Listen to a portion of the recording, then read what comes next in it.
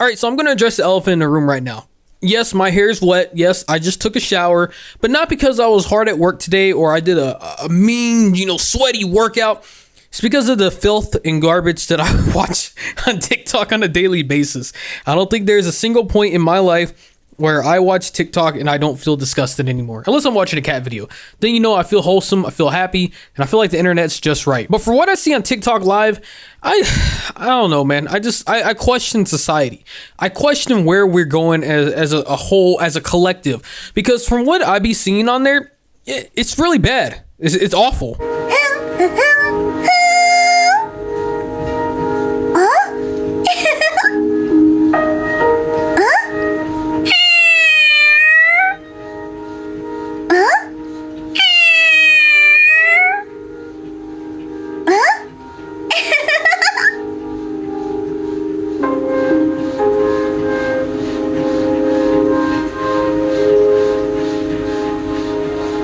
Now, if you just looked at that, you wonder what the fuck you just saw. Trust me, I said the same goddamn thing.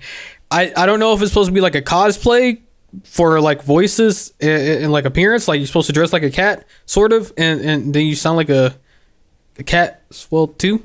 I couldn't tell you, but I saw it and it just caught me off attention. Maybe that's why it's good. Maybe that's why people are watching it, because of the fact that it's kind of weird. But you know what? Let's keep going. There's another trend.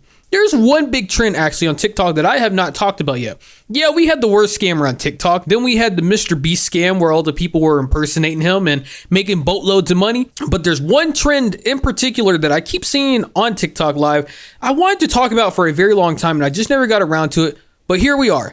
Welcome to the swipe a screen. You just tap hearts on someone's profile and you like their video. I don't know. It looks like a whole factory, but I'll show you.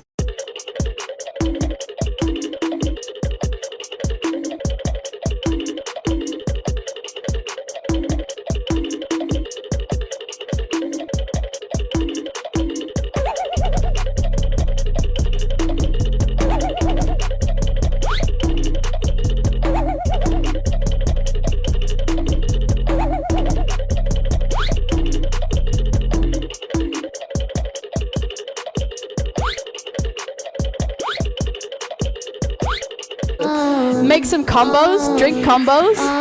Yeah, let's go. What are you guys saying in here? Thank you, says Amber. You're absolutely welcome, Cutie. People in my room, wow, I'm so happy. Wow, go. Wow, who will be my powerful top one? My dear friend. I'm from right in the comment section. I want Thank you, man. Thank you. Oh my God. Thank you. Yeah, I'm honestly very perplexed by what I see. I haven't been able to this day understand what the fuck the point of any of this is at all. The whole ideal from what I've seen on all of these, because they're all the same. There's nothing different. The only thing that's different is the presenter themselves and everything else. You could actually have an AI. You could have a robot do it and you'll probably be fine. You don't need actual people there, but it seems like there's like some empire that's being ran every time I look at this. Because every time I look at one of the streams, pretty much the essential basis of is you got something like behind you. So let's say it's here and I'm just looking at chat and let's say chat's over here. And I'm like, hey, what's up? And then tapping them like, wow, haha, wow, let's fucking go. Woo, this is so much fun. And then you got people in the comments like me, like a little kid in school, like, come on, click on my page, give me a heart. I want your attention, please. And I mean, I don't know if that's what maybe the case is. They get money. They get people that donate the like little gifts and shit like roses and all that. They got people that do that, but I don't really understand how lucrative of a business this is. I don't even want to say it's a scam at this point because it's honestly not. Like, yeah, the TikTok scammer and what he was doing playing the pre-recorded videos is a scam, but these videos, at least they're live. I will say that. These videos are at least live because when you go into it, the way it works is they're always showing like their screen. So every time it jumps back to them, you can just look at the little underneath and it'll show you who's joining, who's commenting. So if you're watching the stream, you can just look at who's commenting as well too and live, and then it can tell you that, hey, this is actually a real live stream and not a pre-recorded one. So at least on that front, they're doing better when it comes to that. But I'm still perplexed. I don't understand this trend. I really have not been able to figure it out yet, or why people even watch it, or why it's even popular. All the stands that people have is like a little Android tablet, or a giant tablet, or a supersized TV that's touchscreen, and then they use like a little magic wand from Harry Potter, and they be touching it and shit like that, and then they just be double tapping and likes. And I can't believe I know all this from heart now, but that's really what their videos consist of, and I don't understand it. So because I couldn't help myself, I stopped the video for a second and actually looked into this a little bit more. I've been hitting dead ends every time I've looked into this in the past, but I wanted to try one more time before I finish this video, and I found one answer in a conspiracy subreddit, which, you know what, maybe at this point it is a conspiracy, because it doesn't make sense. This has been happening for a very long time. It's just I never made a video on it until now. And this comment that I just saw probably is the best explanation I'm going to read this year. So this was a post made on Conspiracy about a year ago. So that can already tell you how long this has been going on for.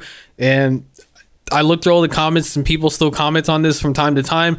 And this was 5 months ago. And this is literally, like I said, the best thing I've read so far. Said the Chinese live streaming market is very competitive and demanding, with some even saying it's becoming oversaturated. Many live streamers nowadays in mainland China are part of an MCN or multi-channel networks, which that part I will say I probably believe, because a lot of the setups look very same. If you rewind this video and you look back to some of the things that I've shown, a lot of the setups all look the fucking same. Now, I don't know if this is all in like mainland China or any of that shit. I'm not here to make assumptions or assume, but at least setup wise, I can say that that's probably pretty spot on. In the MCN, it probably makes sense as well too. I don't know how they make money off this shit, but I do think that maybe there is an idea that, hey, people make all these accounts. They're hoping to sell these accounts to people in the future. They rack up all these followers, subscribers, whatever you want to call it. They build up a big enough following. Once it gets to a certain threshold, then they turn the account around and resell it to someone else, because like, hey, we built up all these followers. There you go. Buy this account for like $200 and good. And then they just reset the farm and make new accounts and farm more followers. That's my big brain conspiracy thought before I even finish this. It says some of these MCNs have branched out specifically, acquire talent with conversational English skills so they can live stream on Western audience platforms, specifically TikTok. With the help of a VPN and outside connections, many of them acquire TikTok accounts from Western friends or connections overseas. These MCNs are able to provide these Chinese girls the ability to live stream on TikTok. Again, I don't really know if all the girls are like Chinese or they're from China or whatever country that they're from. This is not really me to try and guess or understand people's race or where they potentially could be from. It's not really the purpose of this video. I'm more into just why this even exists and how this is. So yeah, could be true, might not be, don't know. But this part, I do think this is right. Many of the girls will be streaming at least office space provided by the MCN. Some cases, some of those office spaces have been transformed and decorated to look like the girls' bathroom. Rare to see on TikTok, but common on other platforms, especially in mainland China. The girls all sign employment contracts with these MCNs. The terms vary depending on the MCN. Common terms include a total minimum of 6 hours a day for full-time, or a specific amount of hours a month, like 160 hours, and perhaps X number of days a month, like 4 days of the equivalent once a week each month. The terms will also specify their compensation, usually a percentage of the value of the gifts received from the MCN, and TikTok takes their cut. I heard it being as low as 25% of the total value of the gifts and as high as 35%. P.S. On their TikTok profile pages, you also notice that some of them have a plus V followed by a string of numbers and letters. It's to add the WeChat of the MCN for business inquiries. So yeah, that's pretty much like the conspiracy theory idea right there. Again, I don't know if everyone's Asian or Chinese or whatever the race that the user wants to claim that they're all from mainland China.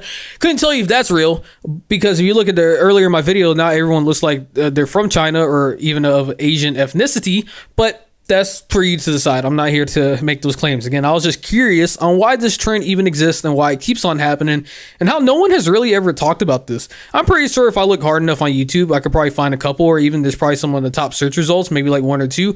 But as I've noticed with TikTok Live, a lot of people never really go down this rabbit hole. And I'm gonna continue doing it because why not? I have a weird obsession with going on TikTok Live, trying to find the weirdest, dumbest streams possible, and it never gets better. I got a problem. Please help me out by subscribing to the channel and giving it a like, and leave me a comment below what you think. Have a great day. Yeah.